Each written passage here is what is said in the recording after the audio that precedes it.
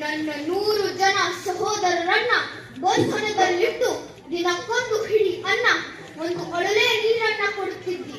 ನನ್ನ ಸಹೋದರರು ಆ ಹಿಡಿ ಕೂಡನ್ನ ನನಗೆ ಕೊಟ್ಟು ಅವರೆಲ್ಲ ಉಪವಾಸ ಮಾಡಿ ಒಬ್ಬೊಬ್ಬರಾಗಿ ಸತ್ತರು.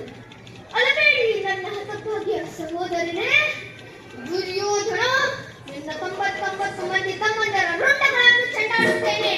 ಕುರುಕ್ಷೇತ್ರದಲ್ಲಿ ಈ ಶಕುನಿಯಿಂದ ಆಗುವ ಹಿಂಸೆ ಎಷ್ಟು ಭಯಾನಕವೆಂದು ತೋರಿಸುತ್ತೇನೆ. ನಿನ್ನ ಹೊಗೆಯಾಗಿರುತ್ತೇನೆ.